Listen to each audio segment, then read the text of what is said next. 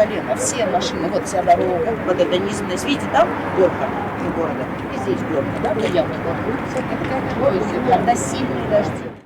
Жауын-шашынды тиімді пайдалану бойынша табиғи шешімдер оқыту курстары екінші күні қаладағы қиын саналатын учаскелерде жалғасты. Шымкентте жаңбыр жауса, көлге айналатын біраз орындар бар.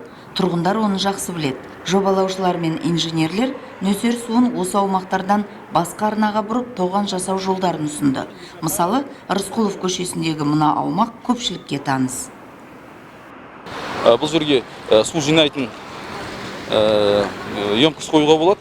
Су жинайтын емкіс, одан кейін жолдың бөлу жолағына қарай жасыл екпелерді суғаруға мүмкіншілік ашуға болады. Оны жаңағындай емкісті қоямыз, одан суға өтетін труба қоямыз. Диаметрінен де ол есептеледі жасайтындай болған кезде. Сондықтан жаңағы судың бәрін жасыл желектермен гүл, газон суғаруға қолдануға болды. Және де адам өмірінің қауіпсіздігін де қарауға болады. Себебі бұл жерде төбемен өтеу көпірі тұр, бірақ та жүрген адамдардың бәрі, азаматтардың бәрі жолды кесіп өтіп жатыр. Ал жаңағындай бөлу жолағында үлкен канал қылдырып салатын болсақ, су жиналатындай, су қаралатындай жасайтын болсақ, онда бұл жаңағы адам өмірінің қауіпсіздігінде бір қараудың бір жолы болып есептеледі. Және де осы жерге жасалған емкістімізға суды жинап, шандор дейді, шандормен жауып, суды жинап, көктем кезінде бізде жаңбырлар аса қатты болды. Ол Қазақстанның бүкіл аймағында бірдей дүние. Суды көктем бойы жинап, жаз кезінде жиналған суды қолдану болды. Оны бірақ суды жинаудың алдында тазалауын қарау керек. Тазалау үшін колодецтер қойылады, тазалайтын. Судың жаңағы ішіндегі ұсақ түйек тастары, одан кейін нанос дейміз, ил дейміз, соның бәрі астында жиналады.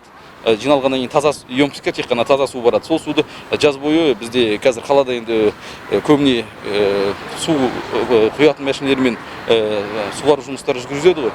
Солар келіп алып, өздеріне қажетті аумақтарға суару жұмыстарын жүргізе алады. Engine жобасын меңгерушілер қаланың жаңа шағын аудандарына да барды.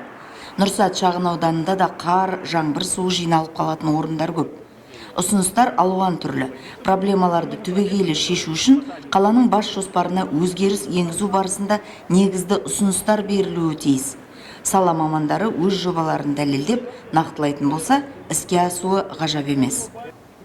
Әрине, табиғи шешімдердің жүзеге асуына қала басшылығы қызығушылық танытпайынша болмайды. Себебі жауын-шашыннан жиналатын суды ағызып жіберу бір жағы, ал оны тиімді пайдалану арқылы басқа мәселелерді шешуге болатыны дәлелденіп қойған. Ең алдымен ол қаланың инфрақұрылымын дамытуға қажетті шешімдердің бірі. Engine жобасының жетекшілері Қазақстанда жұмысын ары қарай жалғастыра бермек. Келесі семинарлар өндірістік шайынды суларға қатысты болады.